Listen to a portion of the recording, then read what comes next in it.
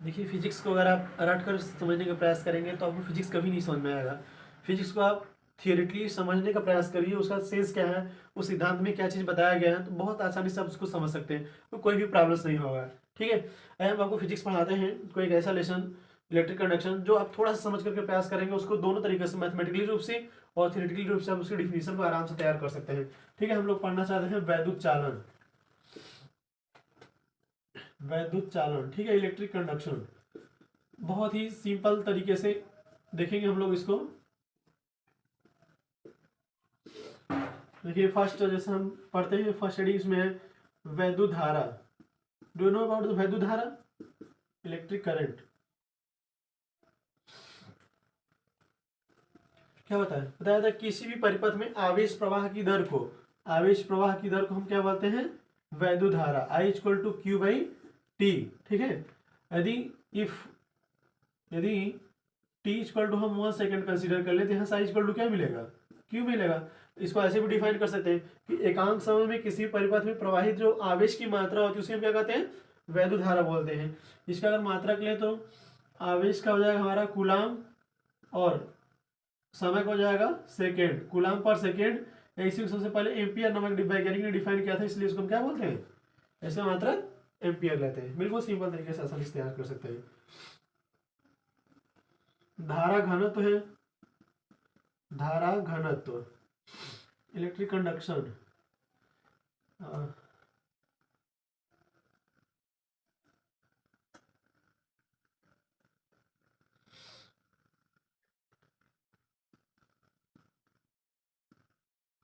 Electric density हो गया हमारा। देखिए धारा घनत्व क्या होता है? बताया जाता है कि किसी भी परिपथ में एकांक क्षेत्रफल में प्रवाहित जो धारा की मात्रा होती है चालक का धारा घनत्व कहलाता है।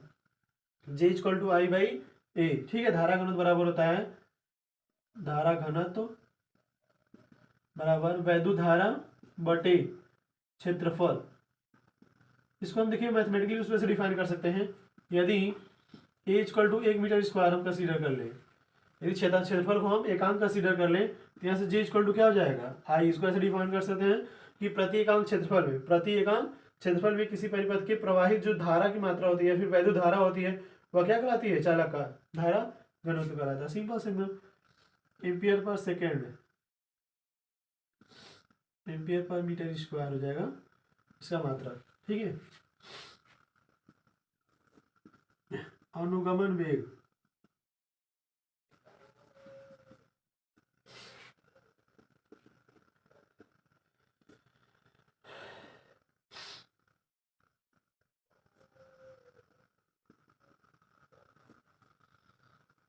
फ्लो वेलोसिटी हो जाएगा, अभी नाम से भी जानते हैं।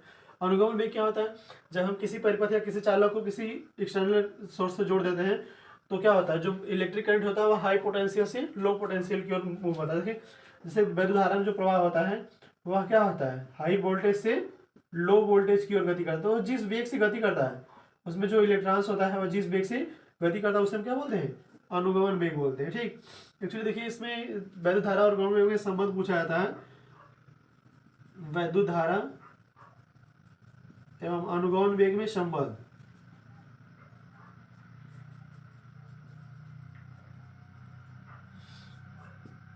वैद्युत धारा और अनुगमन वेग में संबंध हम निकाल सकते हैं। एक्चुअली देखिए जो किसी भी परिपथ में प्रवाहित आवेश की मात्रा होती है क्यू बराबर हम केवल एन ही लेते हैं। ठीक, बट ये रेयर और सफिशिएंट कंडीशन के लिए लिया जाता है। यदि टोटल परिपथ में प्रवाहित वैद्युत धारा आवेश निकालना होता तो एन बराबर क्यू बराबर N E A V D into T होता है। अगर टी सेकेंड तक वी डी वेग से गति करें तो वहाँ पे टोटल जो आवेश होता है इस प्रकार से होता है। अगर हम धारा निकालें, धारा अभी हम पढ़े I equal to Q upon T होता है। ठीक, तो यहाँ से मिल जाएगा क्यू की वैल्यू रख लेते हैं N E A V D T upon T, तो टी से टी कैंसिल हो जाएगा। यहाँ से हमें मिल जाएगा I equal to N E A V D. यहाँ पे वी डी जो होता है हमारा अनुगमन वेग होता है। ठीक है, चलिए देखिए इसको नेक्स्ट टॉपिक इसमें हम लोग पढ़ते हैं ओम का नियम। बिल्कुल सिंपल और आसान तरीके से है। ओम का नियम क्या है? ओम ने बताया यदि किसी परिपथ में हम वैद्युत धारा जब प्रोवाइड करते हैं तो वहाँ पे जो धारा मतलब पोटेंशियल क्रिएट होता है वो पोटेंशियल किस पर डिपेंड करता है? पोटेंशियल उसमें प्रवाहित धारा पर डिपेंड करता है। जितना अधिक धारा प्रवाहित करेंगे उसके आधार पर विद्युत विभव वहाँ पे बढ़ता है। तो V इक्वल टू प्रोपोर्शनल कोई कांस्टेंट लगा लेते हैं, या V upon I equal to R. इसको ऐसे डिफाइन कर सकते हैं, किसी परिपथ में उत्पन्न विभव और उसमें प्रवाहित धारा का जो अनुपात होता है हमेशा नियत होता है, जहाँ पे आर जो हमारा है ओम नियतांक होता है। क्या होता है? ओम नियतांक है। ठीक है,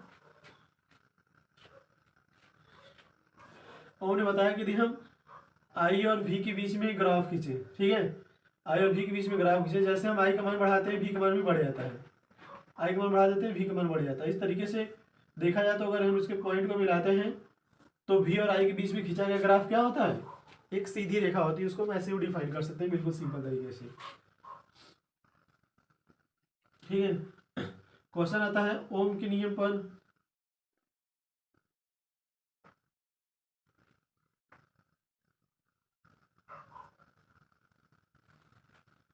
सत्यापन पूछा जाता है।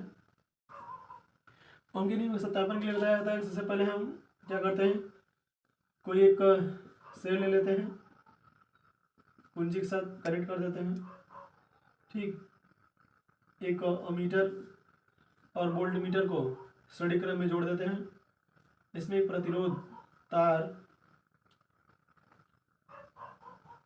कनेक्ट करके हम किसी एक धारा नियंत्रक आर एस से कनेक्ट कर देते हैं। तो इसमें क्या होता है, जैसे जैसे हम धारा का मान बढ़ाते रहते हैं धारा नियंत्रक की सहायता से, वहाँ से वोल्टेज का मान क्या होता है? परिवर्तित होता रहता है। इस प्रकार से हम ओम के नियम का सत्यापन भी आसानी तरीके से कर लेते हैं। क्वेश्चन आता है अनुगमन वेग के आधार पर ओम के नियम का डेरिवेशन करना अगर हमें है तो एक सेकंड हम लोग इसको पहले देख लेते हैं।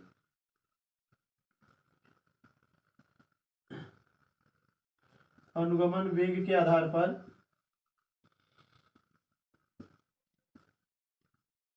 ओम का नियम का सत्यापन। देखिए अभी हम लोग पढ़े हैं वैद्युत धारा और अनुगमन वेग में संबंध आई इक्वल टू NEA VD। ठीक, चलिए देख रहे हैं हम लोग, अगर कोई भी वैद्युत परिपथ है उसमें अगर हम आवेश प्रवाहित कर रहे हैं तो उसमें जो वैद्युत बल कार्य करता है F इक्वल टू QE। ठीक है, आप लोग पढ़े होंगे F बराबर QE और F इक्वल टू Q।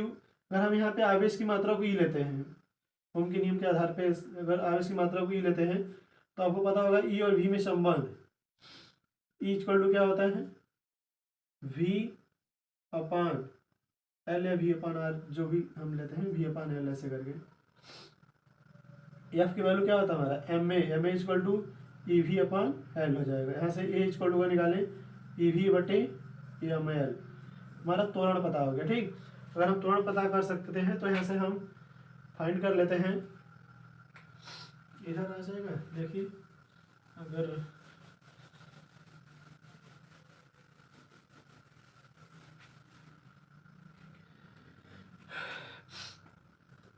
उसका वेग निकालना चाहेंगे, वेग बराबर क्या होता है? V बराबर U प्लस AT।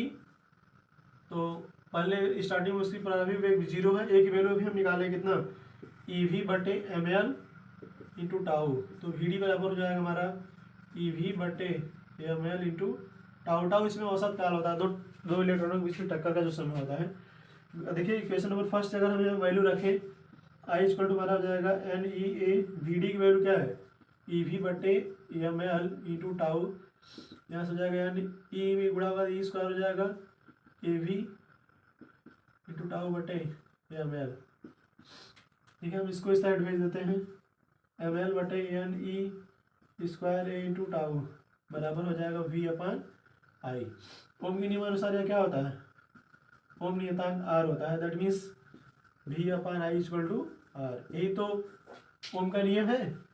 ठीक है, बहुत आसानी से उसको हम लोग समझ सकते हैं। देखेंगे एक बार में, आप लोग स्क्रीनशॉट ले लिया करिए, क्योंकि एक बार में एक पेज अगर आप खोलते हैं तो एक वही बार में पूरी हेडिंग और उसका फार्मूले आसानी से आपको इसमें देखने के लिए मिल जाएगा।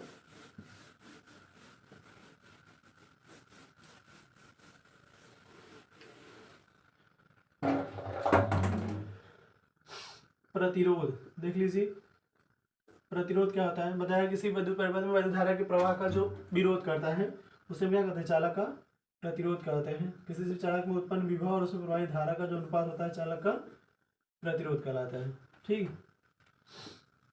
अब इसमें प्रतिरोधों का संयोजन है। इसके पहले हम लोग जान जाते थोड़ा विशिष्ट प्रतिरोध। विशिष्ट प्रतिरोध क्या होता है? विशिष्ट प्रतिरोध बताया जाता है किसी भी चालक का जो विशिष्ट प्रतिरोध होता है चालक के क्षेत्रफल के अनुक्रमानुपाती और चालक की जो लंबाई होता है उसके व्युत्क्रमानुपाती होता है। That means rho proportional to A upon L. या प्रोपोर्शन चाहते हैं तो कोई कांस्टेंट लगा लेते हैं आर ए अपॉन एल, जहाँ पर रो हमारा क्या होता है? विशिष्ट प्रतिरोध होता है। ठीक, जिसमें क्वेश्चन आता है अगर हम किसी तार को खींच करके उसकी लंबाई दोगुनी कर दे, चौगुनी कर दे, उसको प्रतिशतता बढ़ा दे, तो उस पर क्वेश्चन ऐसे लगा सकते हैं हम लोग R dash upon R equal to L dash upon L का होल स्क्वायर। ठीक है, जैसे कोई तार को खींच कर उसकी लंबाई हम क्या कर दे, 3 गुनी कर दे, तो प्रतिरोध क्या परिवर्तित हो जाएगा? एल डैश इक्वल टू क्या हो जाएगा? 3L। रख लीजिए R dash upon R equal to 3L upon L का होल स्क्वायर। एल से एल कैंसिल हो जाएगा, R dash upon R equal to हो जाएगा 9, आर डैश हो जाएगा हमारा 9R। मतलब प्रतिरोध क्या हो जाएगा? 9 गुना हो जाता है। इस तरीके से इसमें क्वेश्चन कभी कभी आता है। ठीक, उसको देख लीजिएगा, बहुत सिंपल है और अच्छे तरीके से वीडियो को रोक करके भी हम लोग लगा सकते हैं। प्रतिरोधों का संयोजन 2 प्रकार से करते हैं, एक श्रेणी क्रम और दूसरा समांतर क्रम।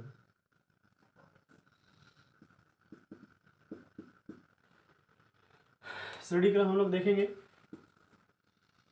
श्रेणी क्रम में क्या होता है? बताया जाता है कि जब कोई 2 या 2 से अधिक प्रतिरोध किस प्रकार से हम जोड़े हैं कि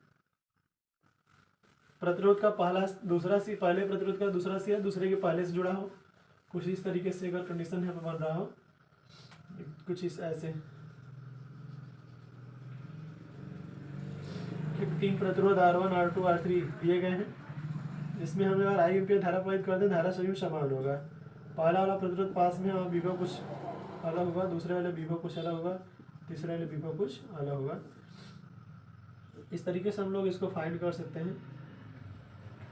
देखिए, प्रथम पर विभव अगर निकालें, V बराबर क्या होता है? IR। ऐसे ही द्वितीय पर अगर हम विभव निकालें तो V2 बराबर हो जाएगा IR2। तृतीय पे निकालें तो V3 इक्वल हो जाएगा IR3। कुल विभव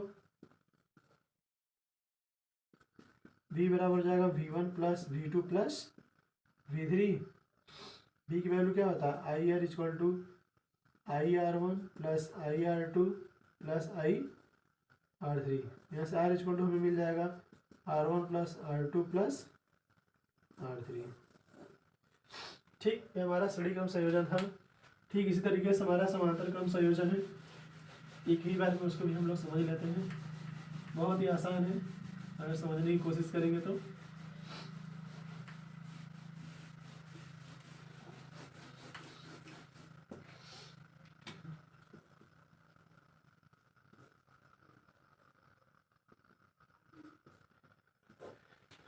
समांतर क्रम संयोजन। समांतर क्रम में क्या होता है कि अगर हम कोई 2 या 2 से अधिक प्रतिरोध को इस प्रकार से जोड़े कि सभी का पहला सिरा किसी एक ही बिंदु से जुड़ा हो और उसका दूसरा सिरा किसी एक ही बिंदु से जुड़ा हो। इस प्रकार से देखिए, अगर हम इसमें धारा आई एम्पीयर प्रवाहित करते हैं तो इसमें हमारा I1, इसमें I2 और इसमें I3 अगर फ्लो होगा, बट इसमें विभव क्या होगा? एक समान बना होता है। ठीक, तो इसमें क्या धारा अलग अलग प्रवाहित हो रही है। तो प्रथम प्रतिरोध या चालक में हम धारा निकालें, I इक्वल टू क्या हो जाएगा? I1 V upon R1।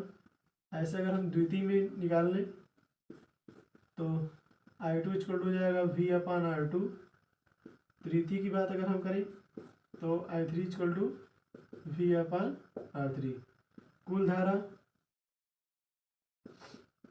I equal to I1 plus I2 plus I3। V upon R equal to V upon R1, V upon R2 और V upon R3। V common cancel कर लेंगे, 1 upon R equal to 1 upon R1 plus 1 upon R2 plus 1 upon R3। ठीक, इस तरीके से हम इसको एक ही बार में अच्छी तरीके से तैयार कर सकते हैं।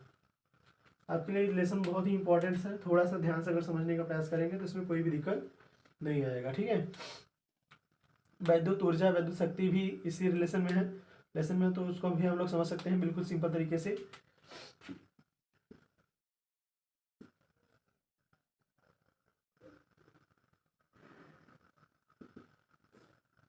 वैद्युत शक्ति क्या होता है? किसी भी परिपथ में जो आवेश प्रवाहित करने में किया गया कार्य, प्रतिक्रिया समय में किया गया जो कार्य होता है, वह चालक का क्या कहलाता है? वैद्युत परिपथ या वैद्युत शक्ति कहलाता है। Equal to W upon T, और डब्ल्यू वैल्यू पढ़े आप लोग, वी क्यू होता है अपॉन टी, और वी की वैल्यू, वी इंटू क्यू की value I T upon T, T से टी कैंसिल हो जाएगा, तो पी बराबर वी इंटू आई भी होता है शक्ति का सूत्र। और देखिए यहाँ से और निकाल सकते हैं, वी बराबर आई आर भी होता है, आई आर इंटू आई, तो यहाँ से पी बराबर जाएगा आई स्क्वायर इंटू आर। ठीक है, अलग अलग कंडीशन में अलग अलग कंडीशन से हम इसको फाइंड कर सकते हैं। इस तरीके से आपका लेसन समाप्त होता है। अच्छे तरीके से आप लोग समझिएगा, और अच्छा लगेगा तो लाइक और शेयर कमेंट करिएगा।